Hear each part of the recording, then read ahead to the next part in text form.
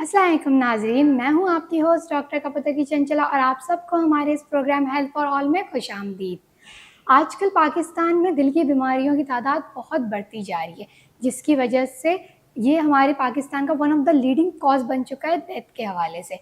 तो आज हम बात करेंगे दिल की बीमारियाँ, एंजियोग्राफी, एंजियोप्लास्टी और ये दिल की बीमारियाँ हमारे पाकिस्तान में इतनी ज़्यादा इंक्रीज़ क्यों होती जा रही है। तो इस सिलसिले में हमारे साथ बात करने के लिए मौजूद है हमारे आज के मेहमान डॉक्टर खालिद इकबाल साहब का। और डॉक्टर खालिद इकबाल साहब जो हैं वो पेशे के लिहाज से एसोसिएट प्रोफेसर इन कार्डियोलॉजी है और NICVD government hospital of Karachi में प्रैक्टिस करते हैं। तो आइए उनको वेलकम करते हैं। अस्सलाम वालेकुम सर। अस्सलाम वालेकुम जी। कैसे हैं सर आप? अल्हम्दुलिल्लाह। सर सबसे पहले तो हमारे इस प्रोग्राम में आने का आपका बहुत बहुत शुक्रिया। बहुत शुक्रिया तो आपका। सबसे पहले आज हम बात करना चाहेंगे कि जो दिल की बीमारियां हैं हमारे पाकिस्तान में क्यों इतनी ज़्यादा बढ़ती जा रही है वक्तन फ़वक्तन। देखें जी, इसकी बहुत सी वजूहात हैं कि हमारे पाकिस्तान में एक तो हमारी जो न्यू जनरेशन है वो जंक फूड की तरफ बहुत ज़्यादा कहें कि शौक़ में या किसी भी हवाले से वो बहुत ज़्यादा उनकी ख्वाहिश होती है बचपन से ही वो जंक फूड। और बहैसियत वालिदैन हम लोग भी कोशिश करते हैं कि हमारे बच्चे बर्गर खाएं, बहुत सी और चीज़ें ऐसी अपनाएं जो कि हमें दिली तरह पसंद नहीं होती, लेकिन उसके बावजूद भी हम उनको रोकते नहीं हैं, टोकते नहीं हैं। तो एक वजह ये भी है हमारी खुराक, दूसरी लेक ऑफ फिज़िकल एक्टिविटी। हम लोग जो हैं वो कोई भी फ़िज़िकल एक्टिविटी नहीं करते, एक्सरसाइज या वर्जिश जिसको हम कहें, वो हमें रोज़ाना अपनी वर्जिश करनी चाहिए अपने मुताबिक। जैसे आधे घंटे से पौना घंटा रोज़ाना की वर्जिश बेहतरीन चीज़ होती है इंसान के सेहत के हवाले से, ताकि उसका जिस्म भी ठीक रहे और वो बीमारियों से बचा जा सके। ये भी हमें एक कमी महसूस हुई है। और वजूहात ये भी हैं, कुछ बीमारियाँ हमारी मोरिसी भी होती हैं जिसको हम इनहेरिडिटरी कहते हैं, उनके हिसाब से भी काफ़ी बीमारियाँ आजकल डायग्नोज हो रही हैं, क्योंकि आजकल हमारा हेल्थ सिस्टम थोड़ा बेहतर हुआ है। हम जैसे हमने NICVD की बात करें तो उसकी हमने बहुत सारी ब्रांचेस खोल दी हैं ओवरऑल सिंध में, तो अब उनका नाम SICVD हो गया है। तो उनकी वजह से भी काफ़ी चीज़ें हमारी अब डायग्नोज होना शुरू हो गई हैं। तो जवानों में, नौजवानों में, चाहे बूढ़ों में अब बीमारी बहुत ज़्यादा हमें नज़र आ रही है। तो वजूहात यही हैं कि हम माशाल्लाह हेल्थ के हवाले से काफ़ी बेहतर भी हुए हैं और कुछ लोगों में अवेयरनेस भी आई है, वो ख़ुद भी सीख करते हैं मेडिकल अटेंशन के, हमें ये मसला है, हमें ये है। सर ऐसी कौन कौन सी बीमारियां हैं जिसके लिए एंजियोग्राफी की ज़रूरत पड़ती है? एंजियोग्राफी तो लाजमन हमें दिल की बीमारी नहीं करते हैं। दिल की बीमारी से मुराद है कि खुदा ना खास्ता किसी को चेस्ट पेन हो रहा है और हमें लग रहा है ये दिल का दर्द है, तो उसको हम अंजाइना कहते हैं अपनी मेडिकल टर्मिनोलॉजी में। अगर अंजाइना हो रहा है और पेशेंट को तकलीफ़ है तो फिर हम, और उसके साथ उसको रिस्क फैक्टर्स भी मौजूद हैं, तो फिर हम उनमें एंजियोग्राफी कर सकते हैं। दूसरा ये होता है, कुछ ऐसे टेस्ट होते हैं जो हम पॉजिटिव आते हैं तो फिर भी हम एंजियोग्राफी करते हैं। जैसे मैं आपको एग्जांपल दूं, दौड़ लगाने वाला टेस्ट, ETT जिसको कहते हैं, थैलियम टेस्ट, अगर एक एको का स्पेशल किस्म होता है डोबेटमिन स्ट्रेस एको, इन ये चीज़ें अगर पॉजिटिव किसी में आ जाए तब भी हम एंजियोग्राफी करते हैं। या एक स्पेशल एंजियोग्राफी होती है जिसको हम प्राइमरी एंजियोप्लास्टी कहते हैं, वो हम तब करते हैं जब एक पेशेंट अटैक के साथ आया, उसी वक्त हमने उसकी एंजियोग्राफी की, उसी वक्त हमने उसकी शरीयान खोल दी, तो उसको हम प्राइमरी एंजियोप्लास्टी कहते हैं। सर ये क्या ज़रूरी है कि हर दिल की बीमारी की शुरुआत जो है वो ब्लड प्रेशर से ही हो? नहीं, ज़रूरी नहीं है। ब्लड प्रेशर भी एक वजूह है हमारे दिल की बीमारी का, लेकिन इसके अलावा बहुत सारी और चीज़ें भी हैं, जैसे सिगरेट नोशी, जैसे मैं आपको बताऊँ चर्बी का ज़्यादा होना जिस्म में, चाहे वो फैमिलियल हो, ख़ानदानी हो, मोरिसी हो या एक्वायर्ड हो। उसके अलावा आप देखें कि शुगर वाले मरीज़, diabetes very common risk factor for हमारे दिल के हवाले से, तो वो भी बहुत ज़्यादा है। तो ज़रूरी नहीं कि सिर्फ ब्लड प्रेशर ही आपको दिल की बीमारी की तरफ ले जाए। सर इस नाज़रीन को ये बताएं कि अर्ली डायग्नोसिस अगर वो करना चाह रहे हैं अपना, कि उनको आगे चल के एंजियोग्राफी या एंजियोप्लास्टी की ज़रूरत ना पड़े, तो वो किस तरीके से कर सकते हैं? देखें जी, हर पेशेंट को, हर बंदे को तो ज़रूरत नहीं होती, लेकिन अगर एक बंदा है जिसकी उम्र 40-45 से क्रॉस कर गई है, स्पेशली 45 ईयर से अबव, और उसको डायबिटीज़ है, ब्लड प्रेशर है और स्मोकिंग करता है, या उसकी फैमिली हिस्ट्री स्ट्रांगली पॉजिटिव है, तो लैक ऑफ एक्टिविटी है, उसको डिस्लिपिडीमिया, चर्बी के बहुत ज़्यादा उसके जिस्म मौजूद है, ऐसे मरीज़ थोड़ा सा ज़्यादा उनको अपना ख्याल करना चाहिए। या आपके कार्डियोलॉजिस्ट से उसको 6 मंथ में या इवन ईयरली उसको दिखाना चाहिए। उसमें फिर बहुत सी और चीज़ें हम देखते हैं कि पेशेंट के सिम्पटम हैं कि नहीं हैं।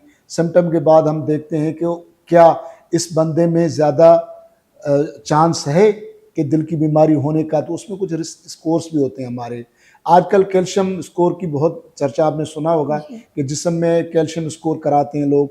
वो भी हम तब करते हैं जब कोई इंटरमीडिएट वाली बात हो कि रिस्क इसका जो है ना थोड़ा सा दरमियाने किस्म का है, तो उसमें हम कर सकते हैं। तो हर बंदे को ज़रूरत नहीं होती, लेकिन ये जो मैंने बातें बताई, तो इन बंदों को थोड़ा ख्याल करना चाहिए और अर्ली अपना डॉक्टर कार्डियोलॉजिस्ट के पास जाना चाहिए। सर ऐसे कौन-कौन से अलामात होते हैं जिसके ऊपर हम एडवाइस करते हैं आप लोग कि एंजियोग्राफी इसकी होनी चाहिए? अलामात यही होते हैं कि मैंने आपको जैसे अर्ज़ किया कि बहुत से रिस्क फैक्टर्स हैं, उनके साथ अगर किसी को चलने में दर्द हो रहा है, सीने में बोझ है, वज़न है, घुटन है, वो चलता है, स्पेशली जो भी एक्सर्शन करता है, ज़ीना चढ़े या सामने चले, उसको वहाँ दिक्कत हो, तकलीफ़ हो, रुकना पड़े और रुकने से उसके मसले हल हो जाएँ, तो इसमें फिर हमें बहुत ज़्यादा शक व शुबात हो जाते हैं कि इसको मोस्ट लाइकली हार्ट प्रॉब्लम है। सर हार्ट अटैक के दौरान लोग कहते हैं कि दर्द जो है वो कभी गर्दन में आता है, कभी हाथ में आता है। तो क्या ज़रूरी है कि हमेशा जो दिल का दर्द हो वो लेफ्ट हैंड में या लेफ्ट शोल्डर पे? नहीं जी, ये ज़रूरी नहीं है। दिल का दर्द के मुख्तलिफ़ निशानियाँ होती हैं प्रेज़ेंट करने की। तो कॉमन जो होती है वो ज़ाहिर चेस्ट पेन होता है, लेकिन उसके साथ थ्रोट में दर्द अगर हो रहा है, लेफ़्ट आर्म में हो रहा है, इवन राइट आर्म में हो रहा है, बैक पेन होता है सम टाइम, तो मुख्तलिफ़ तरीक़ों से होता है। सम टाइम दर्द होता ही नहीं है, तो जिसको हम साइलेंट इस्कीमिया कहते हैं। तो उसमें थोड़ी-सी बेचैनी होती है, थोड़ी-सी नाज़िया वोमिटिंग हो सकती है, या एक आम लफ्ज़ में हम उर्दू में कहें घबराहट सी होती है। तो इन ऐसे पेशेंट्स को शक की बुनियाद होनी चाहिए, स्पेशली अगर रिस्क फैक्टर मौजूद हैं, तो मेरा मशवरा है कि ईसीजी कम से कम ज़रूर करानी चाहिए। सर ऐसे कौन से एज फैक्टर के लोग होते हैं जिनमें दिल की बीमारियाँ ज़्यादा कॉमन होती हैं? जी, मैंने पहले भी अर्ज़ किया, जैसे 45 साल से ज़्यादा अगर मर्द है, तो इसको हम एडवांस एज में लेते हैं। जैसे ख़वातीन में 55 से ऊपर है, तो हम उसको एडवांस एज में लेते हैं। तो ये एज जो होती है वो ज़्यादा चांस है अगर उसके साथ रिस्क फैक्टर मौजूद हैं। स्मोकिंग कर रहा है, डायबिटीज़ है, डिस्लिपिडीमिया है, लैक ऑफ फिज़िकल एक्टिविटी है, डिस्लिपिड चर्बी बहुत ज़्यादा जिस्म में, ऐसे मरीज़ों को थोड़ा-सा एहतियात भी करना चाहिए और जल्दी उसको दिखाना भी चाहिए। सर लोगों को ना एक बहुत ज़्यादा खौफ है एंजियोग्राफी का कि ना जाने कौन कैसा ऑपरेशन होता है। तो काइंडली हमारे नाज़रीन को बताएं कि एंजियोग्राफी जो है वो एक मुश्किल प्रोसीजर है, आसान प्रोसीजर है, कितने मिनट में की जाती है? देखिए, एंजियोग्राफी तो है तो इन्वेसिव प्रोसीजर, लेकिन अल्हम्दुलिल्लाह मैं तो लेस देन 1% उसकी मोर्टेलिटी होती है। तो हमारे यहाँ ज़्यादातर एंजियोग्राफी खैर खैरियत से होती है और ये कोई इससे डरने की बात नहीं है। Is a just test to diagnose coronary artery disease. माना हमें कोरोनरी आर्टरी डिजीज़ को डायग्नोज करने के लिए टेस्ट जो होता है, अहम और गोल्ड स्टैंडर्ड वो एंजियोग्राफी होता है, लेकिन उसमें डरने की बात नहीं है। आजकल तो बड़ा आसान हो गया है, पहले हम टांग से करते थे, अब हम हाथ से करते हैं। तो उसमें कैनुला पास करते हैं और मशीन जो है मुख्तलिफ ज़ावियों से उसके फ़ोटो लेती है। अच्छा, और ये जो एंजियोप्लास्टी लोग कन्फ्यूज़ हो जाते हैं कि एंजियोप्लास्टी क्या है, एंजियोग्राफी क्या है, ये दोनों चीज़ें अलग हैं? जी, एंजियोग्राफी पहला स्टेप है, फिर एंजियोप्लास्टी होती है। एंजियोग्राफी जस्ट डायग्नोस्टिक, माना आपके शरीयान को देखने वाली टेस्ट को एंजियोग्राफी कहते हैं। अगर उसमें कुछ हमने जैसे गुब्बारे से खोलना है या स्टंट डालना है, जिसको हम जाली कहते हैं आम अल्फाज में, तो फिर उसको एंजियोप्लास्टी कहते हैं। तो सर ऐसे कितने परसेंट आर्टरी ब्लॉक होती है तो हम एंजियोप्लास्टी करते हैं? जी, कम से कम रिकमेंडेशन है कि 70% बंद होना चाहिए। 70% अगर उसका ल्यूमन बंद है और पेशेंट को सिम्पटम है, तो हम एंजियोप्लास्टी करते हैं। और अगर उससे कम है तो फिर? उससे कम है तो फिर हम देखते हैं, एक कहलाती है मॉडरेट डिजीज़, एक कहलाती है माइल्ड डिजीज़। मॉडरेट डिजीज़ में फिर हम बहुत सी और चीज़ों को देख रहे होते हैं, कितना रिस्क है, फिर हमारे पास कुछ स्पेशल टेस्ट होते हैं उसको डायग्नोज करने के लिए, क्या ये दरमियाने किस्म की रुकावट आगे चल के जानलेवा हो सकती है कि नहीं हो सकती। जैसे मैं एफएफआर की बात करूं, बाकी टेस्ट की बात करूं, तो उस टेस्ट से हमें पता चल जाता है कि ये मॉडरेट डिजीज़ भी आगे चल के इसके लिए ख़तरनाक हो सकती है। तो सर ये जो हार्ट की बीमारियों का टेस्ट है, इसमें ज़रूरी है कि वो एंजियोप्लास्टी की तरफ ही जाए या दवाइयों से इनका इलाज पॉसिबल नहीं, है? ज़रूरी नहीं, एंजियोग्राफी जस्ट डायग्नोस्टिक से अगर किसी की नॉर्मल शरीयान आएगी तो हम उसको मुबारक दे देते हैं, और अगर माइल्ड डिजीज़ है तब भी हम दवाओं पे चलाते हैं। तो लेस देन 50% को हम कम ही छेड़ते हैं। उनमें हम दवाओं पे रखते हैं, रिस्क मॉडिफिकेशन करते हैं, लाइफस्टाइल उसका इंक्रीज़ करते हैं, भई कम से कम चर्बी खाएँ, फिज़िकल एक्टिविटी बढ़ाएँ, कुछ दवाएँ हैं, अगर शुगर है तो उसको कंट्रोल करो, अगर ब्लड प्रेशर है तो उसको कंट्रोल करो, अगर स्मोकर है तो क्विट करो।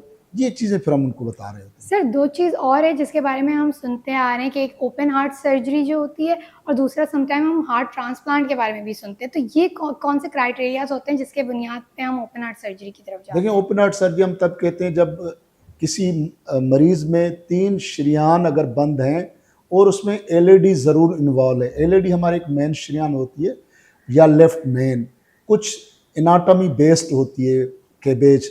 कैबेज जो होती है ओपन हार्ट सर्जरी, ये अमूमन हम उन मरीज़ों में करते हैं जिसमें हम एंजियोप्लास्टी नहीं कर सकते, या वो मरीज़ जिनकी बहुत मेन शरीयानें या उनके मुँह में बीमारी हो, जहाँ हम एंजियोप्लास्टी करना मुमकिन नहीं है, या अगर करेंगे तो उसके रिस्क ज़्यादा होंगे, उनके स्टंट बंद होने के चांस ज़्यादा होंगे।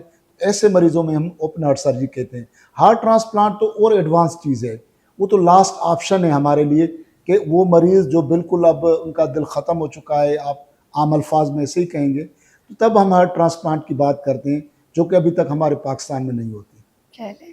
सर ऐसी कौन-कौन सी एहतियात हमारे नाज़रीन को करनी चाहिए कि वो इन दिल की बीमारियों से एंजियोप्लास्टी, एंजियोग्राफी इन सारी चीज़ों से वो बच सकें? बड़ा सिंपल है, अपने खुराक का ख्याल रखें, अपनी फ़िज़िकल एक्टिविटी अच्छी रखें, जंक फूड को अवॉइड करें और डॉक्टरों से कंसल्टेंट करें। अगर कोई भी इश्यू हो, कोई सिम्पटम हो, कोई ऐसी बात हो तो फ़ौरन डॉक्टर के पास आना चाहिए। तो वेरी सिंपल है। Sir last but not the least आप हमारी नाज़रीन को अपनी तरफ से कोई एक मैसेज देना चाहेंगे? मेरा नाज़रीन को ये मैसेज है कि खुश रहें, अपनी फ़िज़िकल एक्टिविटी को बहुत अच्छा रखें, अपनी दवाओं का इस्तेमाल और स्पेशली जब शुगर है, ब्लड प्रेशर है, उसको ज़रूर कंट्रोल करें। अगर सिगरेट पीते हैं तो उसको क्विट करें, अपनी चर्बी है उसका भी ख्याल रखें और रेगुलर फ़िज़िकल एक्टिविटी ज़रूर करें। अस्सलाम वालेकुम। शुक्रिया सर आपका हमारे शो पे आने का और हमारी नाज़रीन को आपने इतने अच्छी तरीके से दिल की बीमारियाँ, angiography, angioplasty, open heart surgery, heart transplant में फ़र्क भी बताया। आप लोगों का भी शुक्रिया। तो नाज़रीन जैसे कि आपने देखा हमारे साथ डॉक्टर खालिद इकबाल भट्टी साहब मौजूद थे और उन्होंने बहुत ही अच्छी तरीके से हमें दिल की बीमारियों के बारे में आगाही दी और उसके साथ-साथ ये भी बताया कि angiography, angioplasty, open heart surgery और हार्ट ट्रांसप्लांट में क्या फ़र्क होता है और किस बुनियाद पे ये सारी चीज़ें करवाई जाती है और इसके रिस्क फैक्टर भी बताएँ कि ऐसी क्या-क्या चीज़ें हैं कि जिनसे ये सारी चीज़ें हो सकती है और इसमें मज़ीद हमें क्या-क्या एहतियात करनी चाहिए। और सबसे अहम बात ये है कि अगर इनमें से कोई भी आपको अलामात नज़र आ रहे हैं तो फ़ौरन अपने किसी करीबी कार्डियोलॉजिस्ट से जाके राब्ता ज़रूर करें। इस चीज़ को इतनी लाइटली ना लें क्योंकि होता यही है कि लोग शुरू में इन चीज़ों को बहुत लाइटली ले लेते हैं और आगे चल के ये छोटी-छोटी बीमारियाँ इवन हाई ब्लड प्रेशर भी आगे चल के हार्ट अटैक की सूरत इख्तियार कर सकती है। तो यहीं पे आज हम अपने शो का इख्तिताम करते हैं और आज के लिए बस इतना ही। नीचे दिए हुए नंबर पे और कमेंट्स करके ज़रूर हमें बताएँ कि आपको हमारा आज का ये प्रोग्राम कैसा लगा और मज़ीद हमें ये भी बताएँ कि आगे चल के आप फ़र्दर कौन-कौन से प्रोग्राम पे शोज़ देखना चाहते हैं। अगर आपको हमारा ये प्रोग्राम पसंद आया है तो इसको लाइक और सब्सक्राइब करना मत भूलिएगा। तो आज के लिए बस इतना ही। अल्लाह हाफ़िज़।